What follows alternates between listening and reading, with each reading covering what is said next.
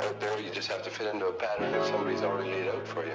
The life we live, you have to set your own patterns, your own ideals. You have to handle. First and foremost, I'd like to let it be known that I grew up with parents who were beautiful to me and a sister who I could look up to. But in adolescence, we may not realize the importance of family love because for many, we know deep down inside they have already accepted us. So we chase the acceptance of others, and without that, we feel alone.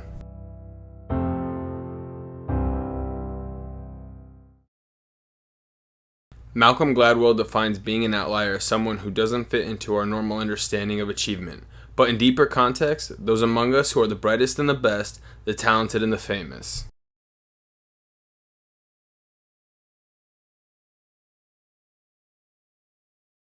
Would you believe me if I told you I am a 22-year-old who isn't the brightest, who isn't the best, who isn't the most talented? And if you haven't already guessed, I'm certainly not famous. My name is Michael Czerniakowski, and this is my life as an outlier.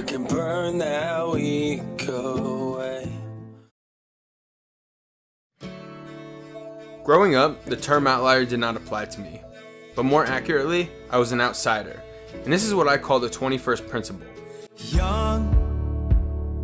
We were so young when we thought that we knew how to love. Where there are 21 cool kids, which is an immature conjunction of terms for an outlier. And within that large group of 21 cool kids would be 5 friend groups of 4 that would hang out separately. For me, I was the 21st friend, or as most would look at it, the aforementioned outsider. As you can imagine, my social identity was lost. Malcolm Gladwell was right. I didn't fit into the normal understanding of achievement of those around me. I was standing amongst the brightest and the best, the talented and the famous. At least that's how I viewed my peers. Their level of achievement always seemed to be much greater than mine. Whether it was the sports that I played or the outfit I put on, I always believed that emulating the actions and nuances of the cool kids would allow me to be cool. Don't lie to me, all I want's the truth. As an outsider, your self-awareness is heightened, you notice your flaws, and to what extent you don't fit in. I had a decision to make. Continue to struggle to fit in, or go create my own social identity. In hindsight, the decision was easy. I moved from my hometown of Wilkes-Barre, Scranton, Pennsylvania to Philadelphia, Pennsylvania to attend Temple University. A new journey to find myself. I figured if I was going to stand alone, I might as well stand alone as the new guy because, tell me this is who you well, I wasn't the only new guy on campus. I just wanna sing like Sinatra, that's the normal soundtrack, cause I can never rock like a rolling stone, but wonder how it feels to burn out young. One of the biggest challenges I faced in college was peeling back all the calcified layers of being a social outsider. But I knew I wanted to continue to surround myself with more people. I worked out more often to build my own confidence. I began working in the gym as a front desk employee and then as a personal trainer. The gym became my safe haven because I felt like I wasn't the only one utilizing it as a getaway or even a place to meet more people. I built individual relationships, something that I became very good at. But I still found myself not having close friends, but being friends of many. Let me disarm you. I'm not trying to. Who's gonna rock you when the sun just leaves? Who's waking up to drive you home when you're driving alone? Who's gonna rock you through the dark side of the morning?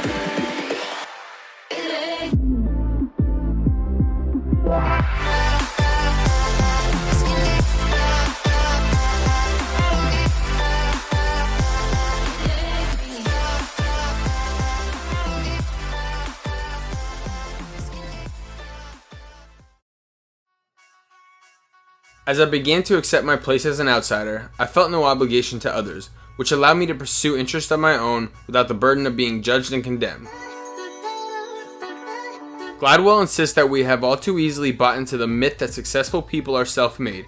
Instead, he says they are invariably the beneficiaries of hidden advantages and extraordinary opportunities and cultural legacies that allow them to learn and work hard and make sense of the world in ways others cannot.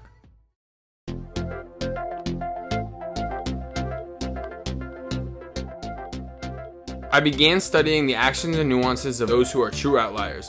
No, not the cool kids, but the brightest and the best, the talented and the famous.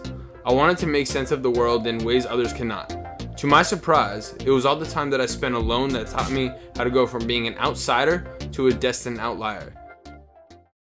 If I was a question, Now, who I am today, as an outlier, may not fit the mold of Malcolm Gladwell, but I am done trying to fit the mold of what I think others may want from me. But rather, I am going to create and fit the mold that I want for myself. And so should you. I still got a lot of shit to learn, I'll admit it. Use your story and interest to inspire others. Create new ways to become an outlier. Show others that there is no right way to go about pursuing your dreams. Use your personal weaknesses to make others stronger because they saw your willingness to persevere. Show others that they are not alone because you realize that you're not alone. Find your purpose in this life and live it out to the fullest. In another sense, live with a purpose to serve a purpose.